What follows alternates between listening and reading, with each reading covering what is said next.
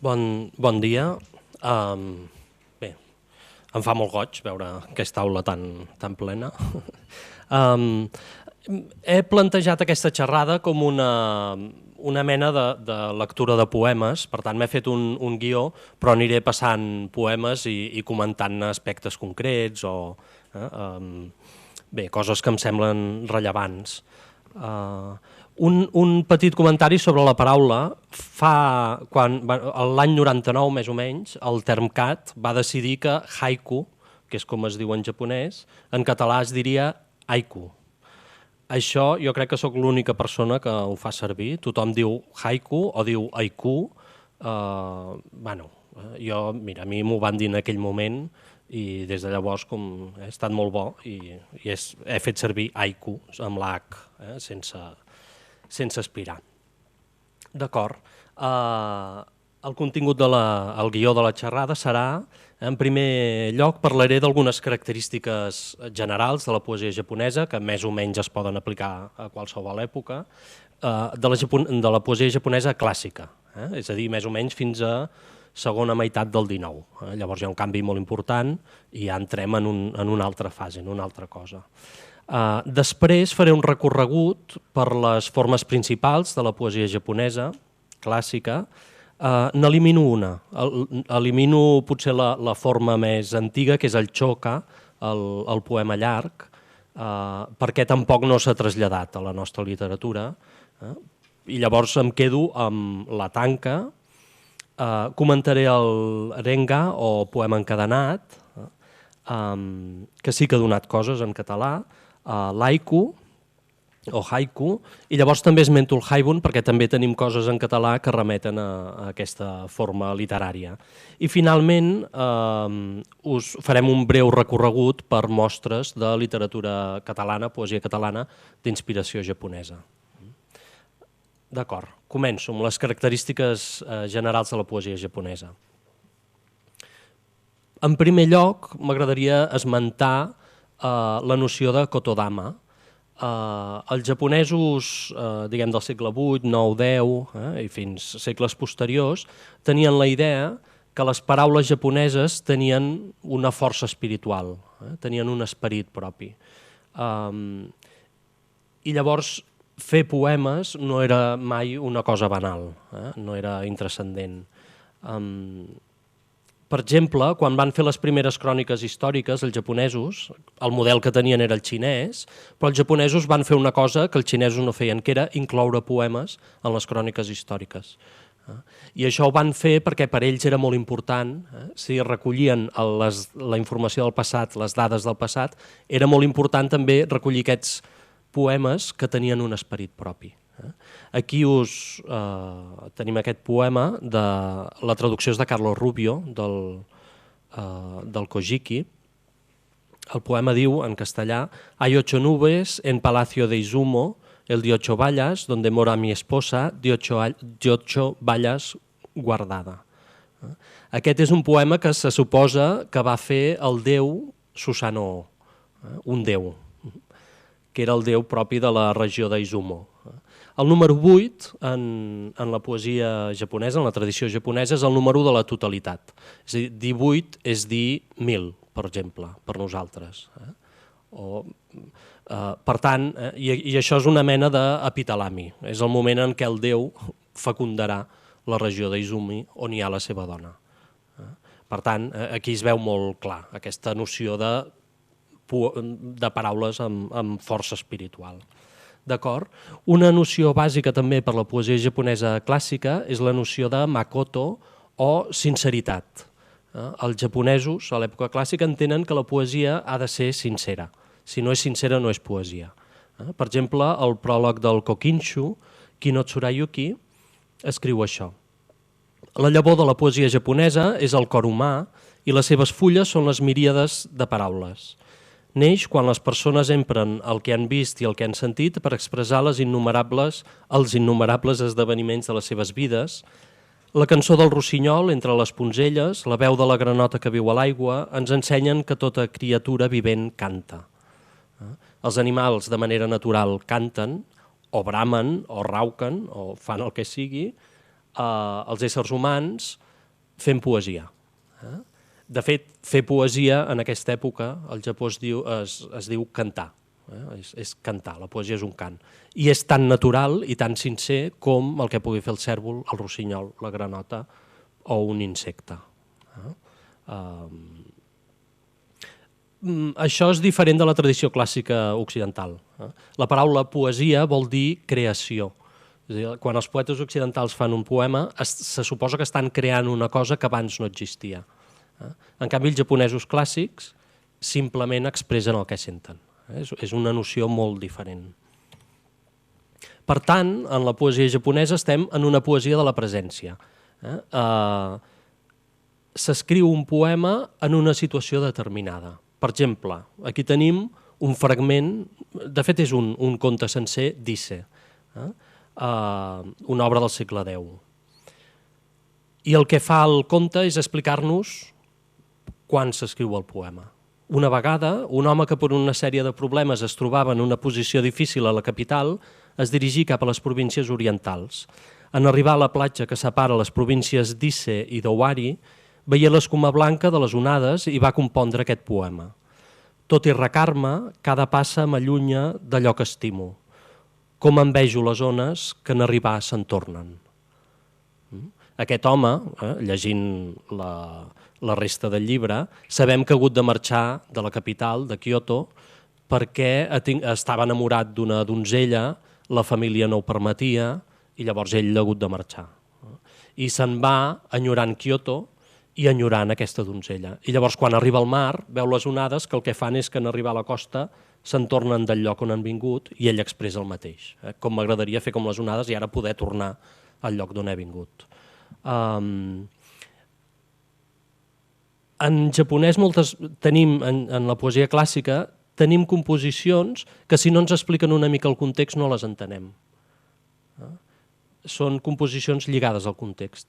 A Occident, tradicionalment, quan s'ha escrit una poesia, el que s'ha intentat és que tu la puguis entendre en qualsevol circumstància. És a dir, la poesia se separa de la realitat i esdevé autònoma. En la poesia japonesa clàssica això no té per què ser així. No s'aspira que sigui així. D'acord? Tenim, per tant, una poesia molt lligada al lloc i a l'espai, és a dir, al lloc i al temps en què es produeix. Per exemple, en relació amb el lloc, hi ha una tradició a la poesia clàssica que és la de la utamakura. Utamakura són llocs que els diferents poetes han anat cantant i normalment, és a dir, i aquests poemes successius van creant una imatge d'aquell lloc. De manera que quan un nou poeta arriba en aquell lloc i fa un poema propi, en fer-lo sempre pensa en tota la tradició anterior. Per exemple, aquí tenim Yoshino. Yoshino era un lloc que a la primavera és conegut per les flors de cirerer, però en aquesta època també era molt recordat perquè hi havia hagut una capital, antigament, i s'associava amb la fredor. Yoshino era un lloc on feia molt fred. I aquí tenim dues tanques d'autors diferents que parlen de Yoshino i fan servir els mateixos motius. Pensant-me que era la lluna que trenc d'alba brillava encara, l'albor de la nevada refulgint a Yoshino, de Sakano Ueno Korenori. El vent d'autumne bufa del món Yoshino. Es fa nit closa.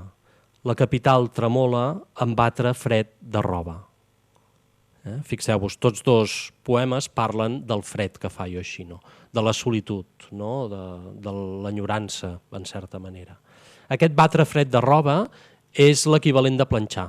En aquesta època els japonesos no planxaven la roba, sinó que la penjaven i llavors la batien i feien cops amb un picamatalàs, o no sé com es diu, doncs era una mica l'equivalent. D'acord? Temps. El temps en què es compon el poema també és molt important i el que trobem amb la poesia clàssica és que l'estacionalitat, el moment de l'any en què es fa un poema, gairebé sempre és present en el poema. De vegades és obligatori que sigui. En la tanca clàssica no és obligatori, però hi sol ser. Per exemple, i de vegades també el que passa és que el tema d'un poema és l'estació, en quin moment de l'any estem. Simplement una contemplació del moment de l'any. Per exemple, de Ariwara no Narihira, La tardor és vella amb crisantems i oques. Més vella encara deu ser la primavera, platja de Sumiyoshi. Ell veu Sumiyoshi. Sumiyoshi vol dir viure bé. És un lloc on se suposa que ets molt feliç. Llavors, ell la veu a la tardor i diu amb els crisantems i les oques és preciós, però segur que la primavera encara ho serà més. Aquí el tema és l'estació, el curs del temps. O l'emperador Coco, surto a cercar-vos als camps de primavera els brots més tendres. A les mànigues, blanca, neu caient sense treva. Aquest és un poema de principis d'any. A principis d'any, a l'època Heian, es feia una cerimònia que era sortir al camp i collir brots de 7 plantes diferents, 7 plantes determinades, i llavors es menjaven aquests brots. I se suposava que això et protegia la salut durant l'any. I ell parla, va buscar coses verdes, perquè és primavera, perquè ja han començat a sortir, però mentre cull aquestes coses verdes encara li cau neu a les mànigues. Per tant, estem en aquest moment de transició. No s'ha acabat encara l'hivern, però ja ha començat la primavera. El tema del poema, sobretot, és un poema amorós, jo crec, però el tema de l'estació és essencial. Llavors, la poesia japonesa històricament ha tendit a la brevetat. Al principi hi havia aquest poema llarg, el Choka, que tampoc no era massa llarg, era una mica més llarg, però històricament s'ha tendit, cada vegada hi ha hagut formes més breus, i llavors, clar, què fas quan només pots treballar en formes breus? Doncs el que fas és, en un poema, fer al·lusió als poemes precedents. Llavors, fixeu-vos, aquí us he posat 2 tanques, una és de la Dama Ise, que és del segle IX-X, i l'altra és de la Dama Betto, que és del segle XII. Tots dos parlen de Naniwa. Naniwa era, en certa manera, el port de Kyoto, el port de la capital. I estava associat, com tots els ports, a la prostitució. Llavors, quan en un poema amorós, com són aquests, ens apareix Naniwa, el que se'ns està dient és tant me fa perdre la meva reputació, jo vull passar una nit amb tu, com sigui. Són poemes molt apassionats. Però fixeu-vos, amb 2 segles de diferència hi ha 2 dames que escriuen pràcticament el mateix poema. Quan la segona escrivia el seu ja sabia que els lectors recordarien l'altre. Era una cosa que s'assumia. Per tant, la seva tanca, en certa manera, conté l'anterior. Dieu tal volta que ja mai no hem de veure'ns, ni pel breu lapse que Naniwa separa els nusos de les canyes. És a dir, la nit que vull passar amb tu, que estic disposada a passar amb tu i perdre la meva reputació, serà tan breu com aquest espai que hi ha entre 2 nusos d'una canya. I la Dama Betto diu pràcticament el mateix. He desllenquir-me per una nit tan curta com la distància que els canyars de Naniwa hi ha a les rels entre els nusos? La idea bàsica és la mateixa. Un altre exemple, Baixó, aquí tenim el poema de Baix, és del segle XVII. Un cop plantat l'arròs, deixes enrere el salze. Baixó el que va fer al segle XVII va ser anar a buscar un salze on 5 segles abans s'havia assegut Saigyo, que era un poeta que admirava molt. I Baixó fa el seu poema, recordant, en certa manera, la tanca de Saigyo.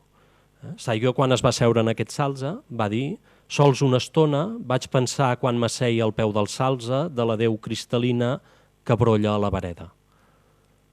El que està dient és: volia seure un moment, volia reposar un moment durant el viatge, però m'hi vaig asseure i no en sabia sortir.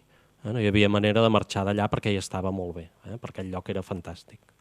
Doncs, en certa manera, l'haiku de Baixó conté la tanca de Saigyo. I, igual com passa amb els llocs, igual com passa amb les estacions, passa amb els motius poètics. Els poetes, durant tota la tradició clàssica, es dediquen a cantar els mateixos motius, de manera que quan tu n'esmentes un, en realitat estàs esmentant tots els poetes que han fet servir aquell motiu. Us en poso un, que és el motiu de la rosada, que té una lectura una lectura amorosa, serien les llàgrimes dels amants, però també en té una de budista, que és la brevetat de la vida, que aquesta jo crec que l'entenem molt bé. La vida és tan breu com la rosada. Per exemple, vanes promeses que em feu el rou volàtil de l'Artemísia, una altra tardor acaba i han quedat incomplertes. Aquest poema, l'Artemísia era una planta que servia per fer medicina. I llavors, en certa manera, l'autor està dient aquesta planta em va prometre que em curaria, però en canvi jo sóc tan breu com la rosada que hi ha a les seves fulles. En realitat m'ha enganyat. D'acord? I Funiano Asayasu, rosada blanca, batuda als camps d'autumne pel vent que hi bufa, un escampall de perles que ja cap fil no aplega. Aquí les rosades com perles. Es deia que l'ànima era com una mena de fil que anava enfilant les existències, les vides, i aquestes vides eren com perles. I es compara la rosada a aquestes vides. Per tant, el que s'està dient és que em moriré. D'acord. Sí. Comencem amb la tanca clàssica. La tanca clàssica, ja al segle VII-VIII és la forma predominant, tot i que hi ha el poema llarg, però el moment en què oficialment es consagra la forma és a principis del segle X, quan es fa el Kokinshu, que és la primera antologia imperial, i el període d'esplendor de la tanca dura més o menys fins a principis del segle XIII. Per tant, estem aquí, segles IX, X, XII, XIII. Més o menys. És una forma, us ensenyo la tanca. Perdoneu, se m'ha desconfigurat una mica la presentació, després trobarem alguna cosa una mica rara, però no passa res. L'esquema és aquest, 5-7-5-7-7. Les formes clàssiques japoneses sempre són asimètriques, sempre són irregulars. Si haguéssim de partir una tanca, normalment s'ha partit dient que la primera meitat era el 5-7-5 i la segona meitat és el 7-7. Però si veieu, no queden dues meitats iguals. I això ja, en certa manera, és buscat. És buscar aquesta simetria.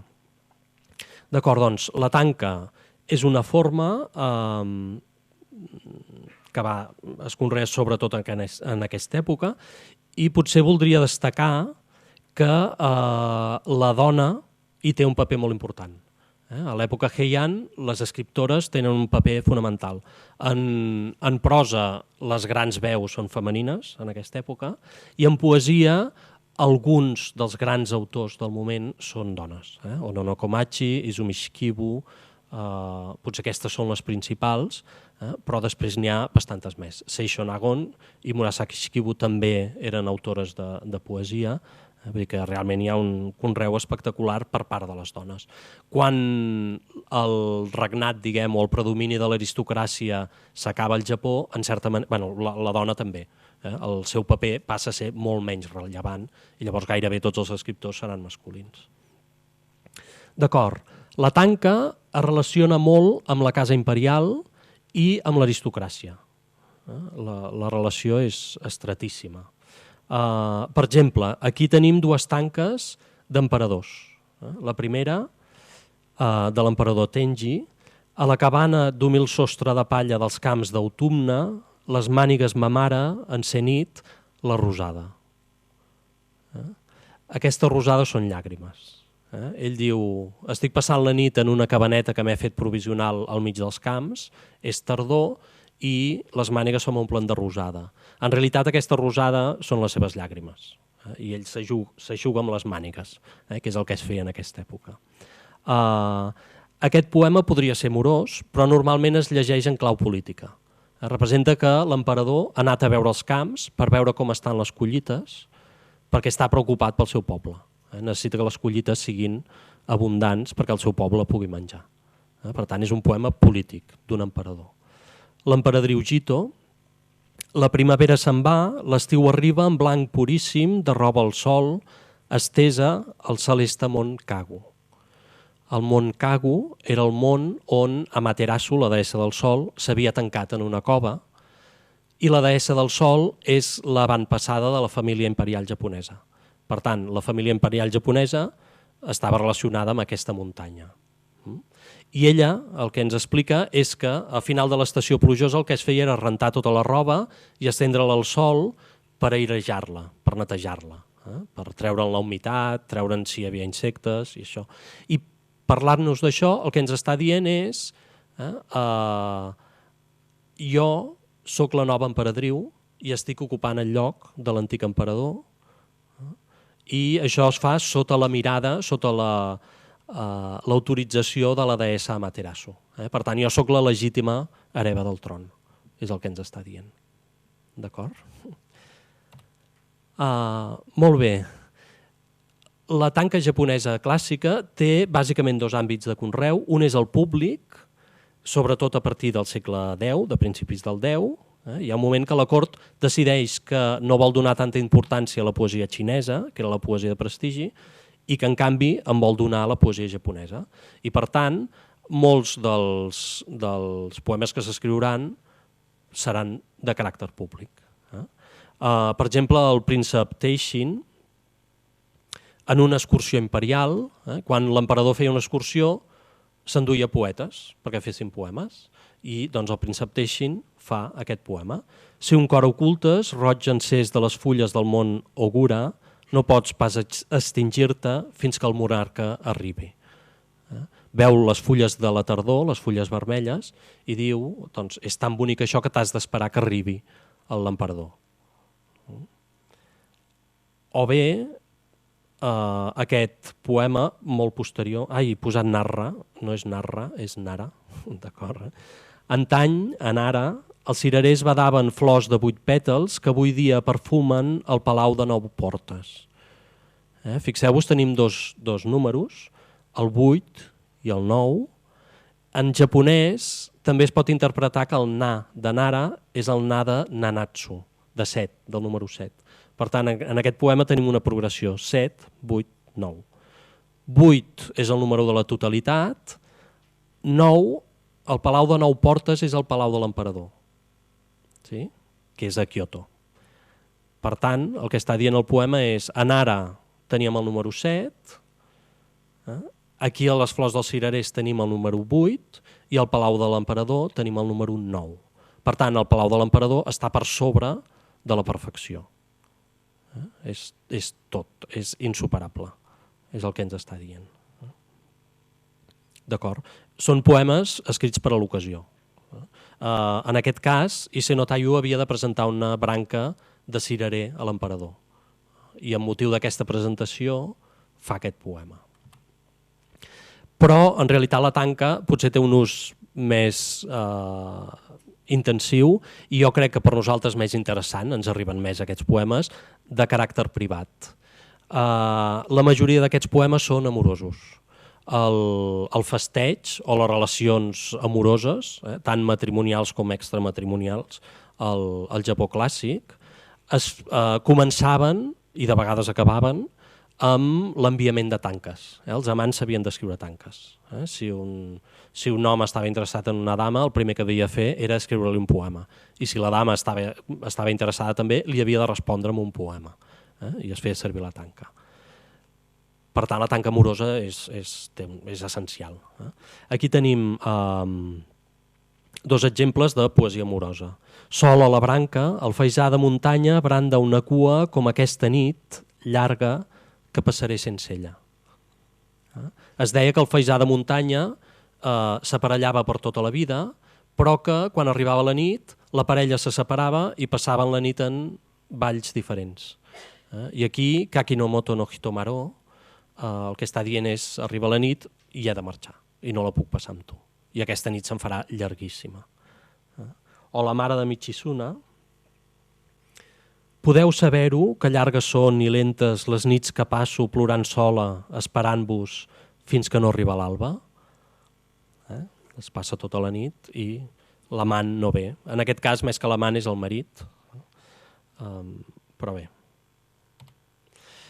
Qualitats estètiques de la tanca. El mono no aware. El mono no aware és l'amor per la bellesa efímera, per les coses que moriran. Per exemple, en aquesta època, o els segles anteriors, els xinesos admiraven sobretot les flors de prunera, però els japonesos aviat van quedar fascinats per les flors de cirerer, perquè són molt efímeres. A més, quan cauen, els pètals no es marceixen, sinó que van caient i realment és molt bonic.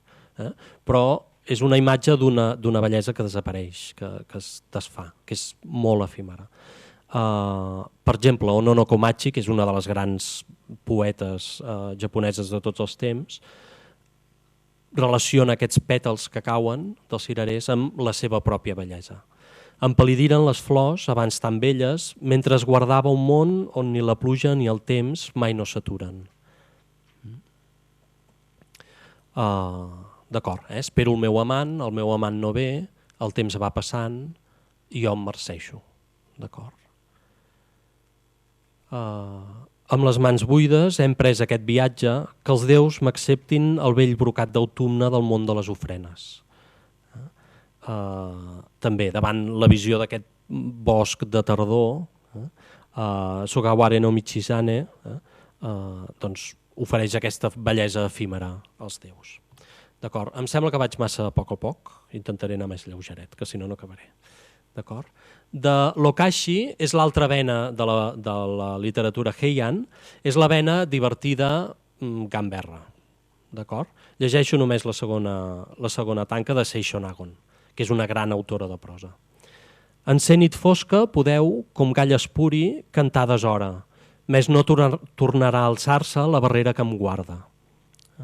Aquesta tanca, Seisho Nagon la dirigeix al seu amant. Els amants visitaven les estimades de nit i marxaven abans de l'alba, abans que es fes de dia perquè ningú no els veiés. Havia de ser una visita secreta.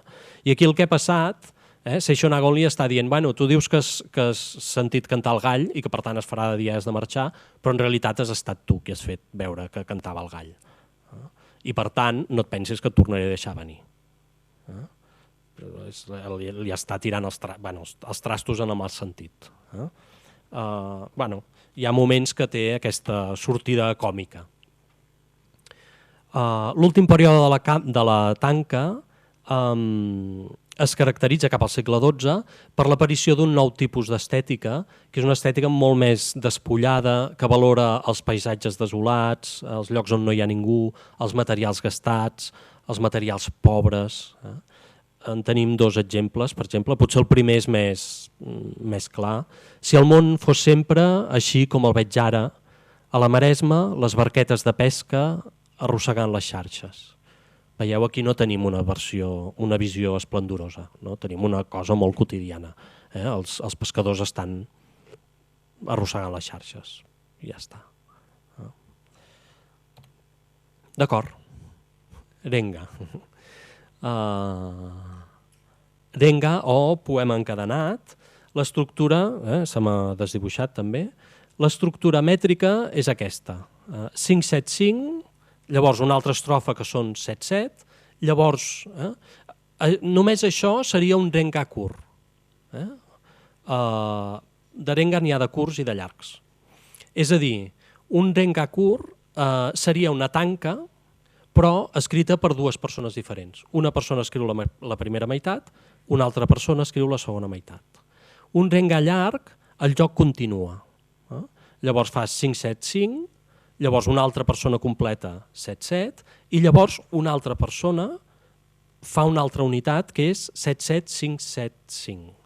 Sí? I llavors en vindrà una altra que afegirà 7-7 una altra vegada. I es fan tanques o tanques girades alternativament. I normalment hi participen, si és llarg, 3 o 4 persones. La idea és aquesta. El renga, clar, és una forma molt rara per nosaltres, és una mena de joc col·lectiu.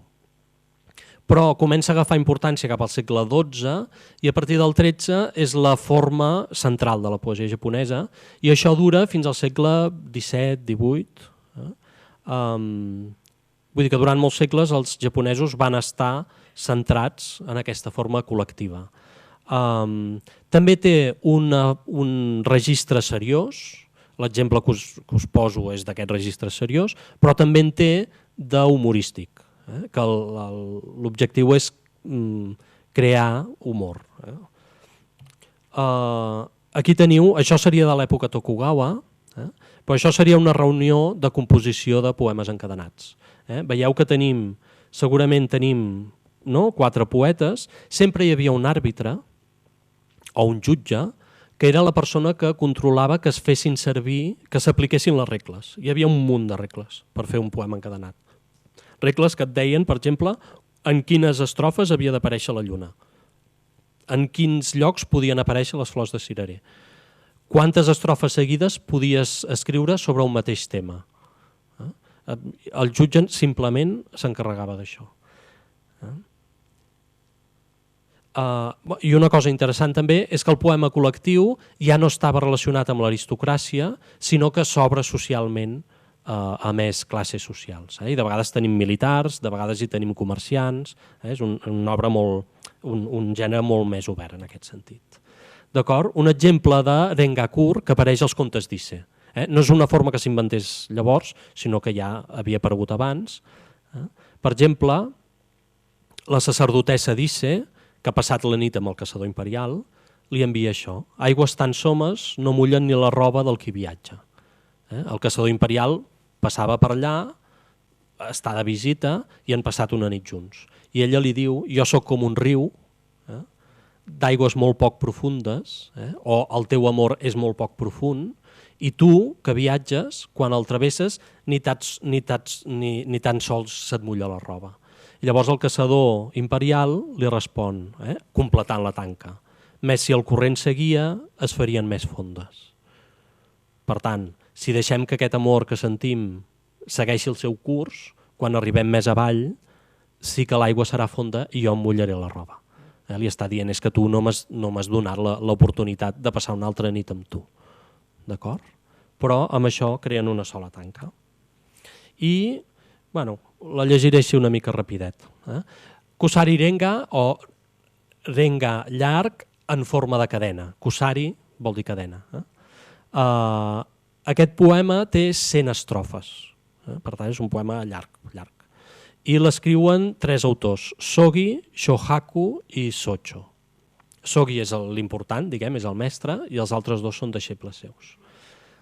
La primera estrofa, aquesta primera estrofa del poema encadenat serà molt important perquè després l'haiku serà aquesta primera estrofa indepatitzada. Doncs Sogi escriu, per començar el poema, la neu perdura al cim, el peu s'emboira aquest capvespre. Amb aquesta estrofa està citant una tanca, el Renga també conté moltes al·lusions poètiques. S'està citant una tanca de l'emperador retirat Go-Toba, que és un emperador del segle XIII, per tant 250 anys abans que s'escrivís aquest poema. El Go-Toba havia escrit, enllà al Minasse, veient que el peu s'emboira de la muntanya, em dic, no era famós a la tardor pels capvespres. Està veient una posta de sol de principi d'any i diu, a veure, això és insuperable, aquesta bellesa és insuperable, però en canvi a mi tothom m'havia explicat que a la tardor les postes de sol eren més boniques. És un poema estacional. D'acord, Sogi escriu això, sintetitza aquesta tanca, la neu perdura al cim, el peu s'emboira aquest capvespre, i llavors Shohaku completa la tanca. L'aigua enfila un paisatge perfumat de pruneres. Sí? Les pruneres són les primeres flors que floreixen al Japó. Per tant, completa la tanca. I ara s'ha d'escriure una nova estrofa. L'aigua enfila un paisatge perfumat de pruneres, pel clap de salzes, la brisa riberenca. És primavera. Aquesta estrofa és de Socho. S'està expandint la visió. Veiem el riu i al fons els salzes. Aquí es consagra, en certa manera, la primavera. La primera imatge era més de principi d'any, encara hi ha neu, això ja és plena primavera. I ara aquí reforcem la primavera amb l'alba. No només és primavera, sinó que s'està fent de dia. Aquest és Sogi. La perxa empeny la barca amb sons tan blancs com l'alba. Hi ha un pescador que passa amb una perxa fent avançar la barca. I ara, com que és obligatori, canviem d'estació i apareix la lluna. A la 5a estrofa ha d'aparèixer la lluna. I Shohaku la hi posa. La lluna on para en la nit embromada de la travessa. Això ja seria una imatge de tardor, hem canviat d'estació. I és de nit, també hem canviat de moment del dia. D'acord? Ho deixem aquí, el poema encadenat. I l'haiku. L'esquema mètric de l'haiku és aquest, 5-7-5. D'acord? Per tant, és la primera meitat d'una tanca o, més directament, la primera estrofa d'un poema encadenat. Aquesta primera estrofa històricament es va anar indepatitzant i el moment, diguem, que l'haiku arriba a la plenitud, si voleu, amb això, és el segle XVII. I serà, en realitat, Baixó era mestre de poesia encadenada i els altres mestres de l'haiku també. Però cada vegada la primera estrofa té més pes i la conreen de manera independent. D'acord? És aquesta idea. Aquí sí que molts conreadors de l'haiku, l'aristocràcia ja ha desaparegut en certa manera del mapa i aquí tenim comerciants, artesans, gent de totes les classes que escriu haikus. És un gènere molt obert. També trobem alguna autora. No són massa habituals, però n'hi ha. Característiques de l'haiku. L'haiku, l'estacionalitat amb l'haiku és obligatòria. L'haiku ha de tenir un kigo, ha de tenir una paraula, unes paraules que diguin en quin moment de l'any passa. Per exemple, en branca nua, immòbil, una gralla, vespre d'octubre. Aquí ens ho diuen directament, vespre d'octubre. L'original diu tardor, en realitat, vespre de tardor. La traducció, per cert, la traducció, fins ara eren meves, menys la del Carlos Rubio, ara són del Miquel Desclot, que ha traduït molta poesia japonesa. O bé, de Shiki, un bleix de fresca, cap més insecte ronda la meva llàntia.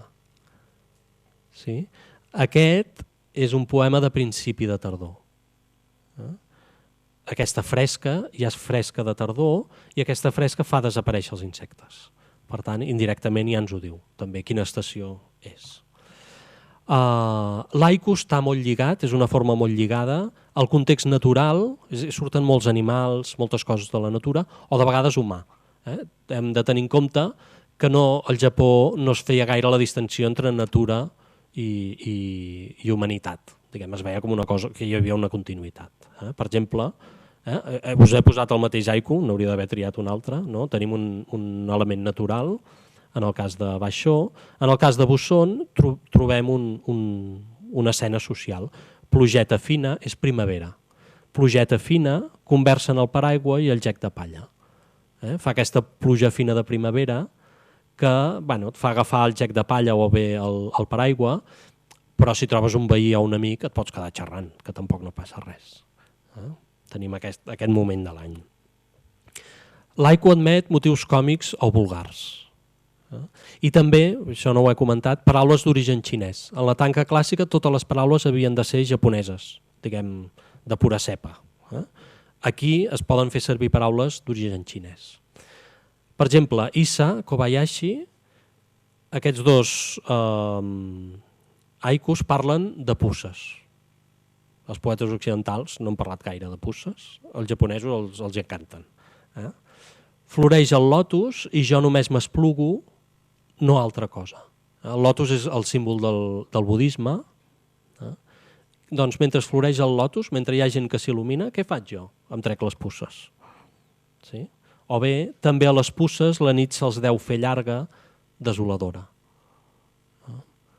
La comparació és implícita. Les meves nits són llargues i desoladores, doncs les puces que viuen en mi també deuen tenir una nit llarga i desoladora. En molts hi ha un rerefons budista o taoista i l'estètica predominant és la del wabi-sabi. Per exemple, sota la lluna, els pops dintre la nansa, somnis efímers. La nansa són aquesta mena de vegades són com uns pots de terrissa, o de vegades es fan amb joncs, que es llencen a la platja i llavors els pops es volen amagar per dormir i es posen allà dins. Doncs el que està dient Baixó és nosaltres som pops, som com pops que estan a dins la nansa. Pensem que estem molt segurs, que la nostra vida és molt segura, però en algun moment ens trauran i ens despertarem. Això és un poema d'estiu. O bé, a la campana s'adorm sense malícia la papallona. Sí? Una papallona que s'adorm sobre una campana i està encantada, dormint. Quan soni la campana es despertarà. I aquest moment de despertar-se serà com el moment en què t'il·lumines, quan arribes a la il·luminació, que és com una mena de despertar també. Per tant, nosaltres som la papallona, que estem dormint i somiant. La sinestèsia és molt característica de l'haiku. Per exemple, en aquest poema de Basho, en aquest haiku, en la mar fosca només el crit de l'oca és d'un blanc tènue. Sí? El crit que fa l'oca és blanc. Això és una sinestèsia. Un sentit es presenta en termes d'un altre sentit. Aquí un so es converteix en un color. D'acord. Una cosa que sempre remarca de l'haiku, l'haiku és tan breu que t'obliga a no fer servir paraules innecessàries. Llavors, normalment es fan servir bàsicament substantius, de vegades hi ha algun verb, de vegades hi ha algun adjectiu, però el que no trobem mai és un a mi m'agrada, jo penso que... Tot això desapareix, va fora, no hi cap. Per tant, el que ens queda és una cosa molt sintètica, si voleu, fotogràfica. De vegades és només una imatge. Per exemple, va això. El mar aboca el sol roent del dia al riu Mogami. El riu Mogami va parar al mar i el sol que es pon és com si el riu s'endugués el sol cap al mar. I per tant, tot es refresca una mica. Clar, aquí no sabem exactament això què sent o què està opinant. O, per exemple, Shiki, a la campana aturada titila una lluerna. Tampoc. Aquesta lluerna està allà però no sabem què hi fa. També us he posat aquest poema perquè recordeu el de la papallona. És pràcticament el mateix. Shiki està recordant el poema de Busson. Tampoc no sabem quin efecte li produeix a Shiki això. D'acord. De tota manera, jo vull dir que qüestionaria aquesta desaparició del jo. Perquè si llegim haikus, és a dir, un conjunt substantiu d'haikus d'un mateix autor, sí que cada autor té una veu determinada. I això en els grans mestres, per exemple, que són Basho, Busson, Issa i Shiki, és claríssim. Cadascun té una veu molt diferent, molt personal. Per tant, se sol parlar de la desaparició del jo, però jo això ho qüestionaria una mica. D'acord? I finalment voldria comentar l'ús de kireji o partícules de cesura. Per exemple, furuike ya, aquest ya és un kireji. Kireji és una partícula que simplement serveix per tallar el poema en dos i aportar-hi una mena de matís emocional, si voleu. És a dir, no vol dir res, pràcticament. Aquí potser hi posaríem un signe d'admiració. Furuike, la bassa vella. Potser aquí podríem haver posat un signe d'admiració. Una granota hi salta, xarbot de l'aigua. Aquest és l'haiku més famós de tots. Aquí, això ha quedat molt desorganitzat, en el segon, el kireji, que no divideix el poema, sinó que el tanca, és kana. Kana és un kireji, un mot cesura, que sempre va al final. I també seria com una mena de, si voleu, de signe d'admiració. Un cop plantat l'arròs, deixes enrere el salsa. En japonès, la traducció és meva, he de dir, en japonès ha quedat un poema molt pla, en japonès, en català. En japonès, aquest kana hi aporta un toc com de misteri, una mena d'aura. Això és molt difícil de traduir, però després els poetes catalans, o en totes les llengües, han fet jocs diferents, han fet servir recursos diferents per reproduir una mica això, que ara ho veurem. D'acord? I el haibun només l'esmento. El haibun bàsicament l'escriu Basho i és prosa combinada amb haikus. Aquí us havia posat un fragment, potser no cal que el llegim.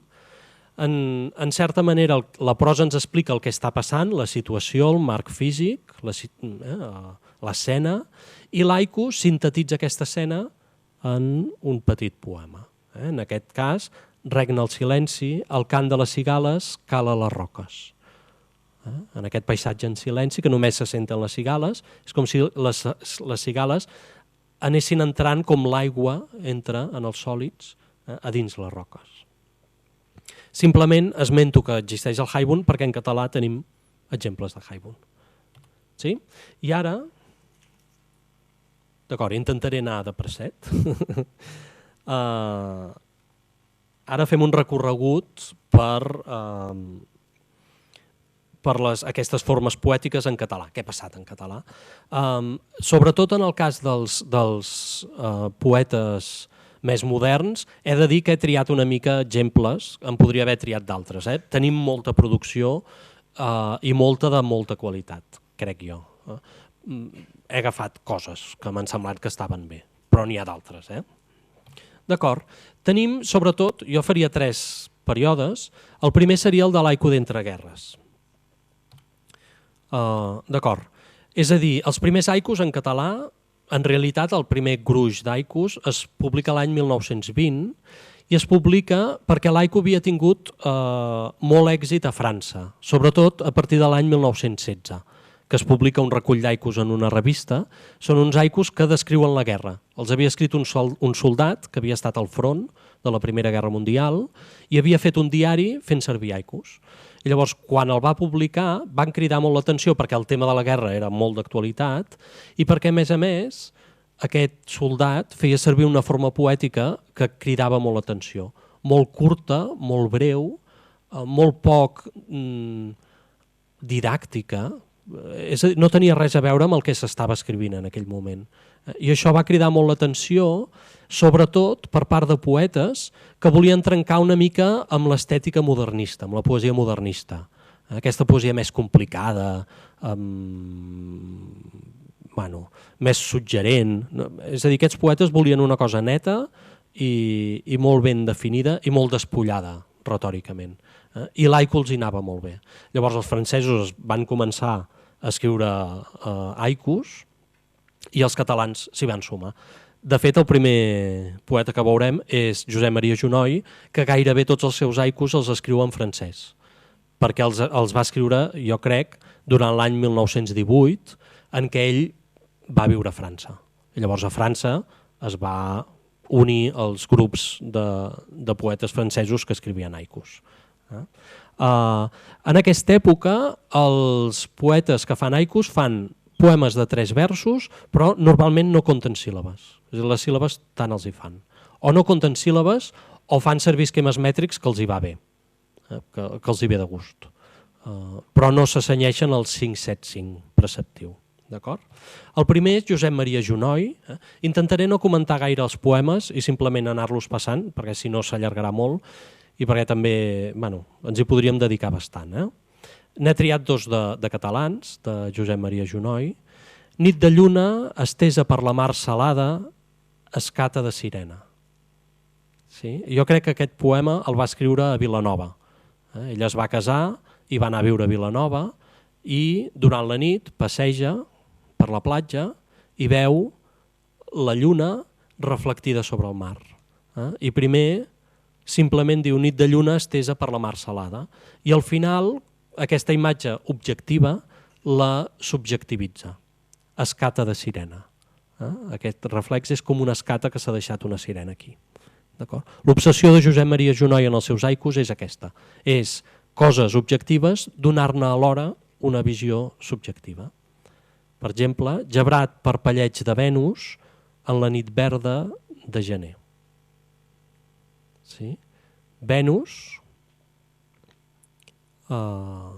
que és l'estrella de l'amor, o la deessa de l'amor, es presenta tant com a estrella com una experiència amorosa, en certa manera. És molt sintètic, però Josep Maria Junoy va cap aquí.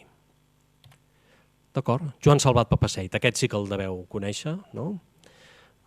Joan Salvat Papasseit és un autor que més o menys, és un poeta que més o menys comença a fer poesia en el moment que descobreix que està malalt de tuberculosi i que es morirà. I de fet es va morir. Comença a escriure poesia cap als 24 anys i es va morir als 30. I llavors els seus haikus, que es titulen vibracions, que és una paraula que després tornarà a sortir, el que presenten són escenes estàtiques. Tal com jo ho entenc, el que volia fer Salvat Papasseit és descriure escenes que són eternes. Ell parla molt sovint en els seus escrits d'eternitat, de transcendir el temps. I els seus haikus són formes que li serveixen per fer això. Mocadoret al coll, vermellet de les festes, les sagetes al cor. Sí? És un noi jove, jo ho interpreto més aviat com un lladre, no? Hi ha una referència, Mocadoret al coll, és una referència a la cançó del lladre, que és una cançó tradicional catalana. Doncs Mocadoret al coll, vermellet de les festes, les sagetes al cor. És una escena estàtica.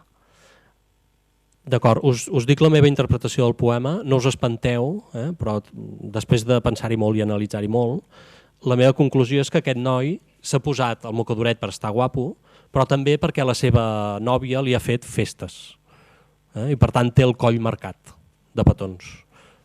I se l'ha tallat. Ja sé que dit així sona molt raro, però la meva tesi doctoral és sobre Salvat Papasseit. Vaig analitzar tots els seus haikus i crec que és una lectura que funciona. D'acord?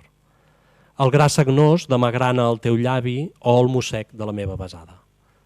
Va pel mateix camí. Si us hi fixeu sí que hi ha moviment, però al final és un motiu molt estàtic. L'haiku més famós de Salvat Papasseit és aquest. És un cal·ligrama, però també és un haiku. Camí de sol, per les rutes amigues, unes formigues. Sí? És famosíssim. Al Born hi ha una paret enorme, que això està pintat. No és tan senzill com sembla, aquest poema, tampoc. D'acord? Camí de sol per les rutes amigues, unes formigues. Una mica el que ens descriu és la gent treballant, el dia a dia. Es fa de dia, me'n vaig a treballar i em passo el dia treballant com una formigueta.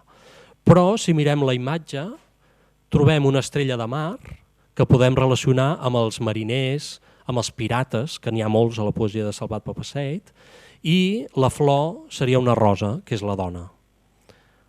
Sí? I doncs el mariner o el pirata està pujant a un balcó per robar la dona.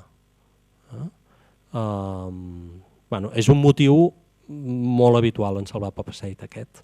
Per tant, tenim dues lectures que es contradiuen l'una amb l'altra. D'acord? D'acord, ara anirem ràpid. Tenim 4 exemples de haikus avantguardistes. Veureu que els motius que hi apareixen són relacionats amb la modernitat. Per exemple, de Carles Salvador, que era valencià, al sortidor de gasolina hi ha un fanaló rodó, la lluna engelosida.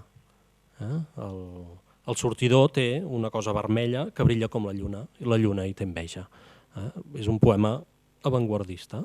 Sebastià Sánchez Juan escriu un poema que es titula Vibració, com la del Salvat Papasseit.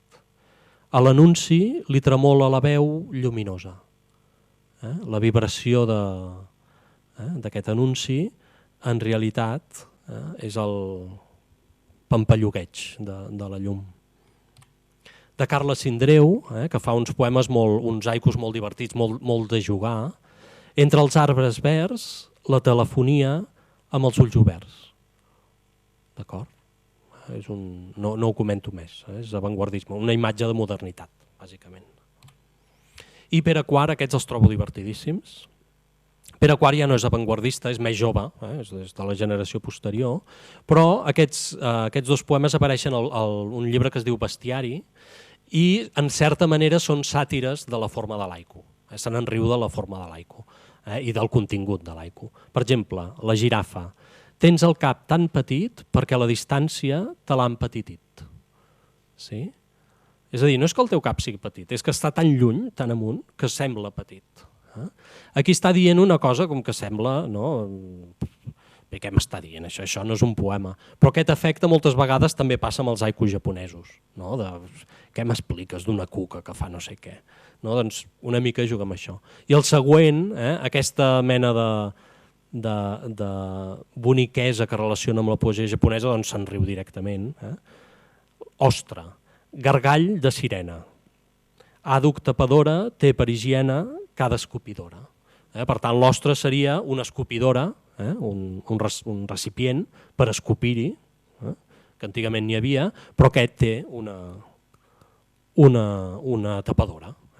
I per tant l'ostre mateix, la criatura, és un gargall de sirena. D'acord?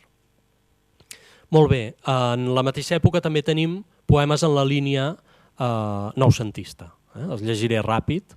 Eugeni d'Ors, de fet aquest és el primer que es fa en català. És de l'any 1905, em sembla 1905. La columna és ben dreta, però els déus han enmès del coet la corba un xic escèptica. La columna seria la representació d'Occident, de Roma, de l'estètica clàssica.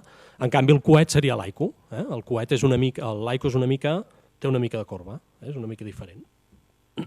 El següent, fixeu-vos que no són aikus, però estan en un recull que és sobre l'aiku, i Joan Alcover, que era un senyor molt gran quan va aparèixer l'aiku, critica la forma i se'n riu directament. Això és un atac, directament. És de l'any 1920, això.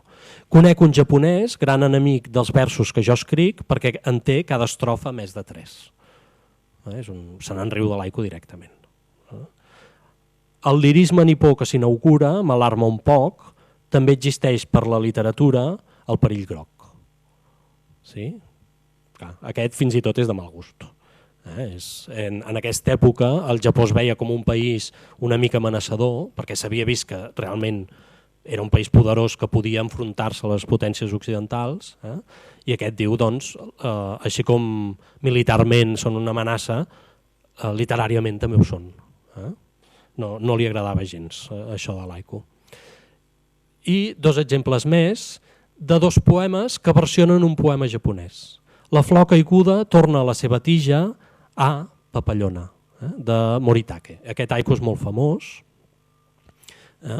Moritake un dia anava caminant i de sobte va veure una fulla caiguda d'una flor que tornava i va dir, a veure, això no pot ser. I llavors s'adona que és una papallona. Doncs a partir d'això, Josep Maria López Picó escriu avelliment de llegir, si no et distragués del llibre, el papalló d'un sospir. Aquí aquesta flor s'ha convertit en un sospir, però en el fons està fent una versió. I Alfons Maseres fa una versió més acostada a l'original, vola, vola, papalló, flor ressuscitada que cerques ton branquilló. Pràcticament està dient el mateix. D'acord? Molt bé. Ja hem acabat amb l'haiku d'entreguerres i ara comencem amb la tanca de postguerra. D'acord. La tanca de postguerra té aquesta estructura. En català, les tanques es fan així. En lloc de fer versos de 5 síl·labes, es fan versos de 4 síl·labes o de 6, però sempre han de ser plans. És a dir, sempre hi ha d'haver una síl·laba més a darrere de l'últim accent. Per tant, en lloc de ser un esquema de 5, 7, 5, 5, és un esquema de 4 més 1, 6 més 1, 4 més 1, 6 més 1, 6 més 1. Això es fa així perquè Carles Riba, aquesta aula es diu Carles Riba, per cert, perquè Carles Riba va decidir que en català es faria així. Ho va fer perquè tingués coherència mètrica la tanca, d'acord, en català. A partir de llavors, aquest esquema s'ha respectat i també s'ha aplicat a l'haiku. Els haikus que s'escriuen més tard s'escriuen amb versos de 4 més 1, 6 més 1, 4 més 1. Els últims anys aquesta norma s'ha anat relaxant, de manera que ara trobem algun haiku que, per exemple, és 4, 6, 4. Tots masculins, per exemple, i no passa res tampoc. Però en el seu moment sí que respectava molt escrupolosament aquest esquema. D'acord, Carles Riba. Carles Riba, us poso una mica en context, Carles Riba era un autor que més aviat havia sentit una mena de menyspreu o de rebuig cap a la poesia japonesa quan l'haiku es va posar de moda. Ell era jove en aquell moment, però en alguna carta no en parla gaire bé de la poesia japonesa. Però llavors, suposo que per casualitat li va caure a les mans, ja als anys 30, un llibre sobre literatura japonesa, se'l va llegir i va veure que la tradició de la tanca li interessava molt. I llavors una mica per joc va començar a escriure tanques. I sobretot va començar a escriure tanques en el context de l'escola de bibliotecàries. Ell era professor de l'escola de bibliotecàries, que sona molt modest, no? Escola de bibliotecàries, però realment en aquella època la Generalitat havia fet una inversió molt gran per formar bibliotecàries que tenien una educació excel·lent. I va tenir alumnes brillantíssimes com Rosa Laveroni o Joana Raspall, per exemple. I en aquest context ell va començar a jugar, va començar a fer veure que era un japonès del segle X i va començar a regalar poemes a les seves alumnes, cosa que no sé si era gaire adequada, però bueno, ho anava fent, però també a les senyores dels seus amics poetes, era com un joc. I a poc aquest joc va anar donant lloc a un recull de tanques. Primer se'n van publicar 15 l'any 38, que van tenir molt ressò, ell tenia molt prestigi, i llavors molts poetes catalans van començar a imitar-lo. I en aquesta època, i per això també l'esquema mètric que ell proposa és el que segueix tothom, pràcticament. D'acord, en llegim algun exemple. La més famosa de les seves tanques és aquesta: tristes banderes del crepuscle, contra elles soc porpra viva, seré un cor dins la fosca, porpra de nou amb l'alba. Després aquesta tanca l'agafa i la posa al principi de les elegies de Virbil, que és el llibre que va escriure mentre era a l'exili. El que està dient aquí és: jo soc com un sol que s'està ponent, per tant me n'aniré a l'exili. Ell ja veia que hauria d'anar a l'exili. Me n'aniré a l'exili, però dins la fosca seré un cor i tornaré una altra vegada quan es faci de dia. I de fet Carles Riba va ser el primer intel·lectual català així important que va tornar de l'exili. Torna l'any 42. És el que està dient en aquest poema. La segona tanca us la poso perquè la va escriure amb motiu de la mort de Màrius Torres, que ara veurem alguna tanca de Màrius Torres. Sempre darrere els ocells invisibles de l'esperança, fins on ha anat aquesta vegada que no torna? Està basada en un haiku d'una poetessa japonesa que es diu Chiyo, que havia perdut el seu fill. I llavors Chiyo el que diu és: el meu fill ha anat a caçar, no em sortirà el nom, libèl·lules, i no ha tornat. En realitat el seu fill s'havia mort. I aquí, per recordar Màrius Torres, diu això mateix. Era un poeta que va anar a perseguir ocells i no ha pogut tornar. Sí. D'acord, Rosa Laveroni era deixeble de Carles Riba i d'acord, la primera de les tanques li escriu a Carles Riba, que havia escrit un poema sobre els ametllers de Siurana. El blanc dels ametllers li recordava les banderes blanques de la pau. És un poema que parla de la pau. Doncs Rosa Laveroni li respon a aquesta tanca amb això. Sigueu propicis, ametllers de Siurana, a qui recordi les vostres vestes pures com arals d'esperança. Sí? És a dir, això, doncs que Carles Riba tingui pau i tingui els honors que es mereix. En certa manera és el que està dient. Fixeu-vos que aquest intercanvi de tanques, aquestes dedicatòries, tenen molt a veure també amb la tradició japonesa original. Hem dit que els amants es canviaven tanques, s'enviaven tanques, doncs una mica els catalans també ho fan, això. I Rosa Laveroni després, ella el que li passava és que s'avorria molt a la Barcelona de postguerra i una mica es va inventar una mena de món paral·lel, ple de sentiments amorosos, i moltes de les seves tanques són amoroses, igual que les de les dames de l'època Heian. Perfuma l'aire, el vol de l'oreneta i el cant de l'aigua, la dolçor dels teus besos, sols el record la torna. A més, el seu amant, va tenir un amant, el mateix amant tota la vida, havia hagut de marxar també, perquè era un intel·lectual important i en molts poemes recorda aquesta distància. Màrius Torres, aquest poeta que va morir l'any 42, era un poeta que tenia tuberculosi també, vivia retirat, no el coneixia ningú, però per carta es van conèixer amb Riba. D'ell sabem que no havia llegit poesia japonesa, és a dir, ell només va llegir les tanques de Carles Riba. Per tant, escriu tanques sense remetre's a la tradició original. Com els somriures sobre un mirall hermètic, La primavera llisca sobre les tombes però no pot entrar-hi. Sí? Màrius Torres sabia que es moriria, també. Això és una visió, aquesta tomba en certa manera és la seva. I veu com la primavera va lliscant sobre la tomba però no hi podrà entrar. Ell es morirà i estarà mort. D'acord? Salto a la segona. Salvador Espriu. En aquesta època que s'escriuen tanques no s'escriuen haikus. Només hi ha 2 autors que escriuen haikus. Bueno, 2 i mig, després ja ho veurem.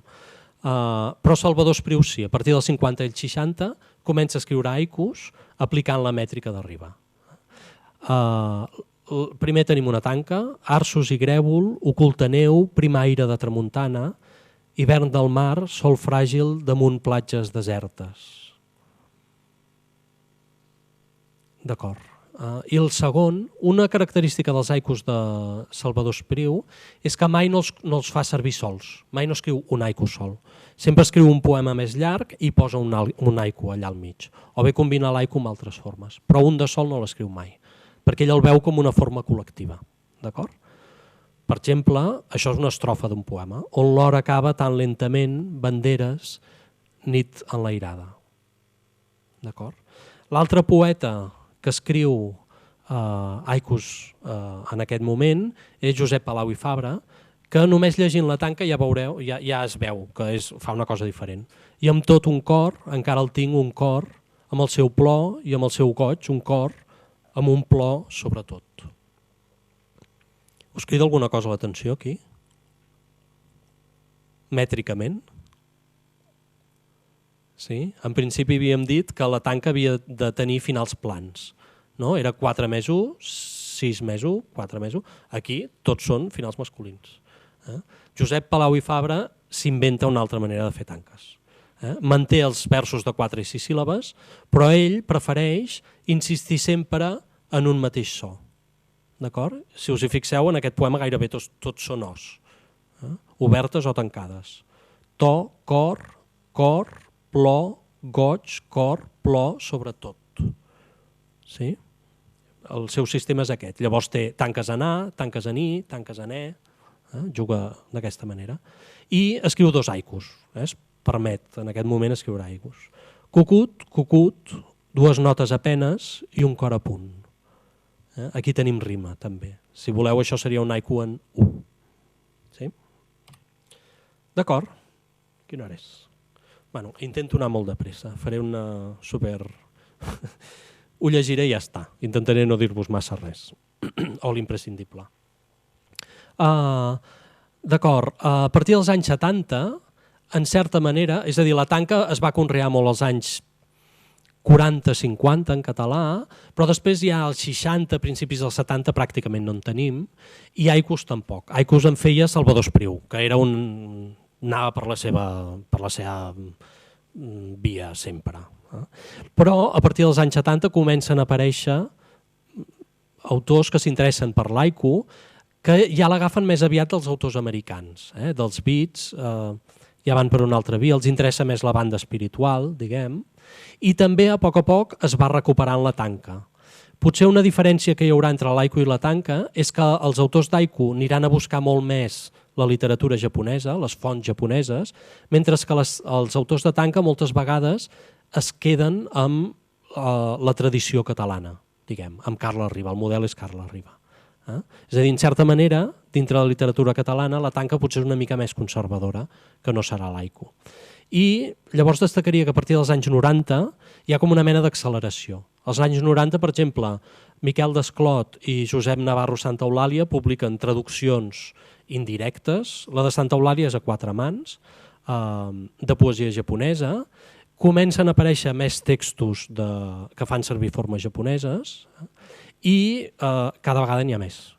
Cada vegada hi ha més traduccions i cada vegada hi ha més autors que escriuen sobretot haikus. Per tant, tenim moltíssima cosa i moltíssima varietat. D'acord?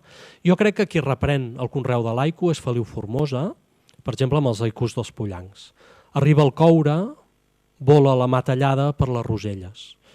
Si l'or volava, podria repetir-te tot el que penso. D'acord. Formosa potser una cosa que el fa una mica diferent és que la seva llengua estrangera primera és l'alemany. Llavors moltes de les seves lectures d'haiku les fa en alemany. Teresa d'Arenys, quan aquesta tanca es publica l'any 80, llavors ella era molt jove i en certa manera està recuperant la tanca catalana. I aquesta trobo que és preciosa. Lluna de llana, boca de cel que plores arran de núvols. Lluna, cirera blanca, et menjarem a l'alba. Sí? En certa manera és una tanca amorosa, no ho diu, però és una tanca amorosa. Agustí Bartra, l'any 81-82, escriu un llibre que es diu Haikus d'Arinsal, que de fet són molts haikus seguits que es podrien considerar renga, en certa manera. Pesa, corbant-se, tot el brancam de l'arbre, ja sense dubtes. Alguna cosa plora a l'herba mullada, enyor de cèrvols. No són haikus seguits, aquests. Estan presos de diferent punt del llibre. Felícia Fuster. Felícia Fuster, jo crec que Postals no escrites és el llibre més, segurament millor, d'haikus escrits en català, i és estratosfèric. És a dir, és una altra cosa. Felícia Fuster era una marciana. Una senyora que de jove se'n va anar a París, era pintora, i llavors quan es va jubilar va començar a escriure poesia intensivament, va començar a publicar alguna cosa i també es va començar a interessar pel Japó i la literatura japonesa. Va estudiar japonès, jo crec que no en sabia massa, però es notava que en sabia, és a dir, això es nota en els seus poemes, i també amb un poeta japonès va fer una traducció al català de poesia japonesa contemporània, això a finals dels 80. El llibre és escrit als anys 80 però es va publicar el 2001. Dos exemples d'haikus. Espera, espina i les dents del rellotge totes esquincen. Aquest és algú que espera, segurament un amant que espera, o una amant. Fixeu-vos en aquest joc, espera, espina, esquincen. Aquest joc fonètic està molt basat en els jocs de paraules típics de la tanca clàssica. Dormo, desperta, la meva clau trastoca panys de silenci. Sí? D'acord, Miquel Desclot. Miquel Desclot, als anys 90, la primera meitat dels anys 90, va publicar 3 llibres. Un és Per tot coixir les herbes, que són traduccions de poesia clàssica japonesa, fetes des de l'anglès o del francès. Després té aquest llibre, El llevant bufa ponent, que són haikus o tanques ben fets, diguem. Per exemple, per les clotades es despullen les boires, tardor sense ocres. Això podria passar per una traducció d'un haiku japonès clàssic. I després té un llibre que es diu Com si de sempre, que el que fa és agafar tanques i haikus, però els combina, els manipula, és a dir, els fa servir amb una llibertat que ja no té res a veure amb la tradició original japonesa. Per tant, ens ofereix com totes 3 coses. Haikus molt fidels, o tanques molt fidels a la tradició japonesa, haikus que no ho són tant, i traduccions. Miquel Martí i Pol, ell havia escrit tanques de jove.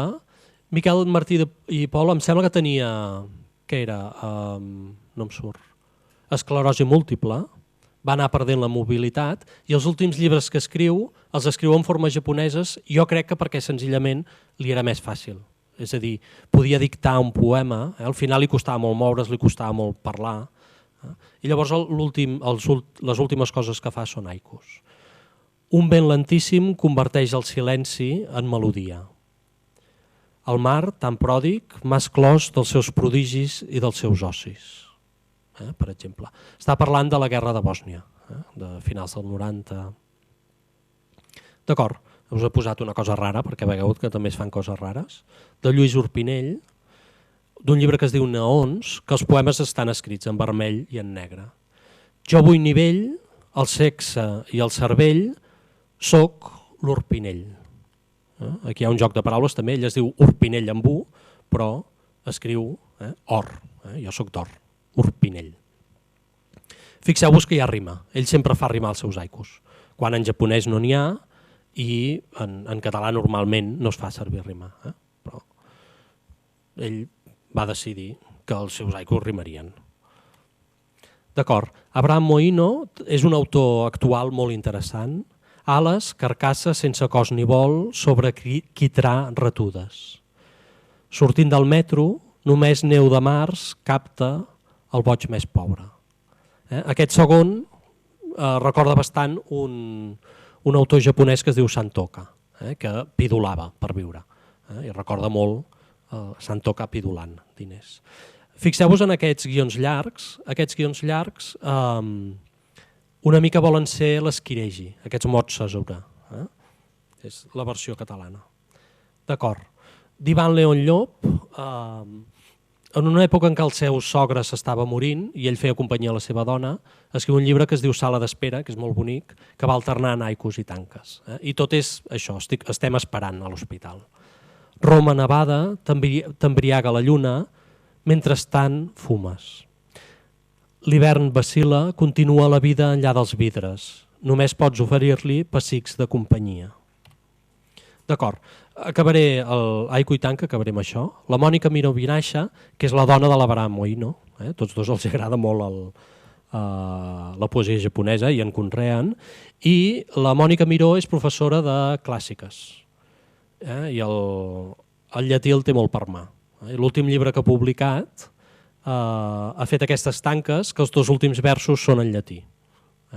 Perquè sí, perquè ha volgut. Vull dir que es pot jugar també amb les formes japoneses. Moren a l'alba i han nascut al capvespre homes onades. Això està basat en un passatge d'una obra japonesa que es diu Hojoki, que és de principis del 13.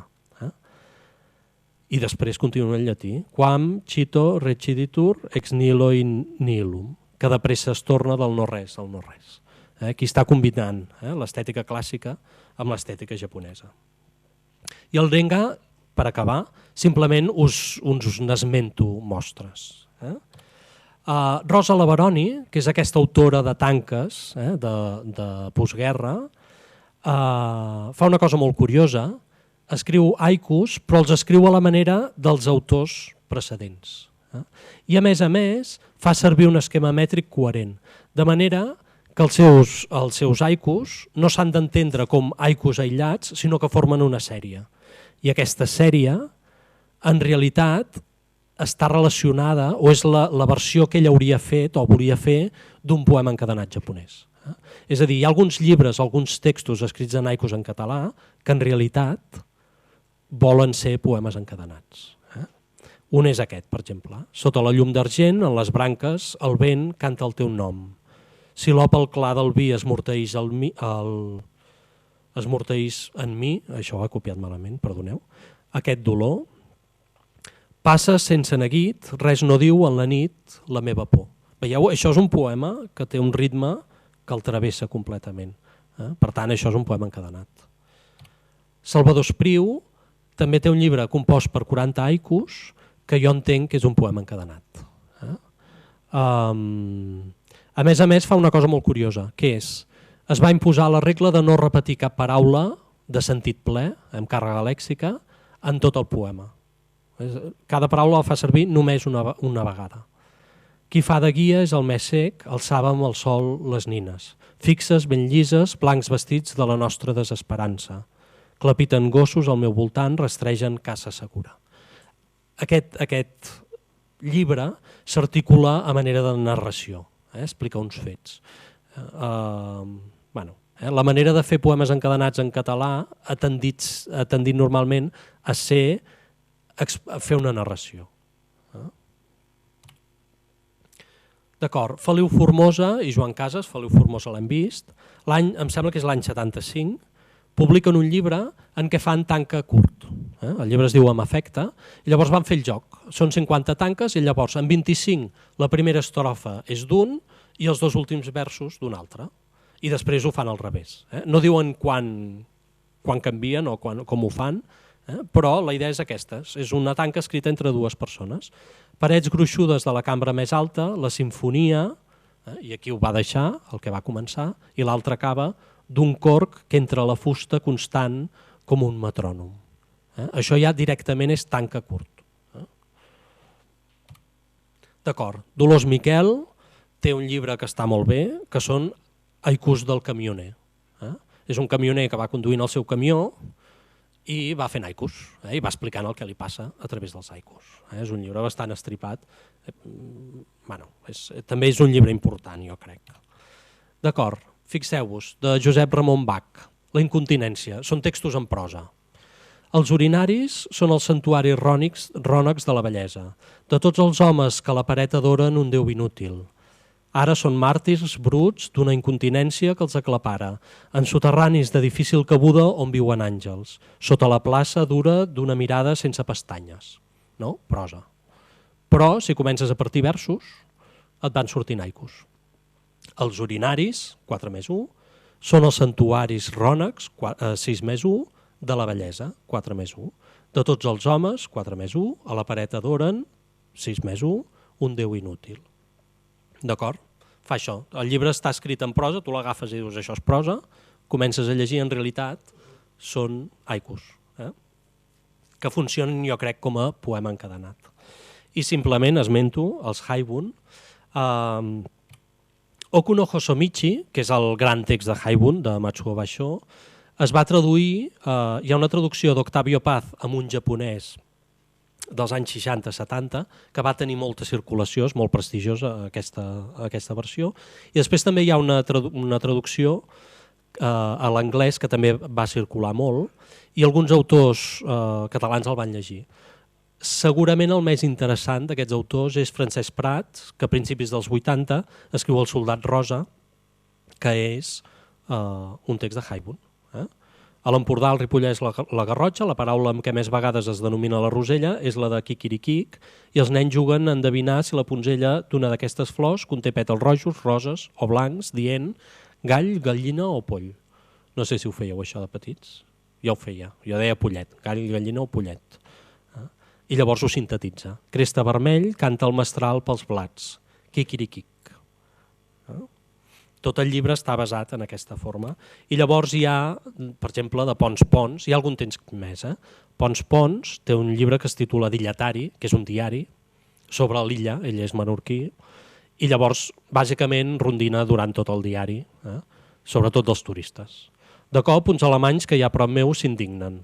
Esvalotat, es llança al mar un gos, la gent el renya. L'escena és desagradable, discuteixen. És d'un anglès. Damunt l'arena, gros, el casc compixa. Sí? Aquesta estètica de la lletjor que de vegades trobem en l'haiku japonès, Pons Pons el recull. D'acord, i em sembla que ho he deixat aquí. D'acord. Per resumir, jo crec que en català tenim una varietat brutal de textos escrits en haikus i tanques i tinc la sensació que molts són molt bons. Vull dir que, bueno, és un tema del qual a mi m'agrada parlar-ne perquè crec que és un tema del qual podem presumir bastant. Una altra cosa és que vingui un japonès i digui això no és un haiku, això no és una tanca, això no és un... Però bueno, Déu-n'hi-do el que tenim. Molt bé, moltes gràcies per haver vingut i haver-me aguantat.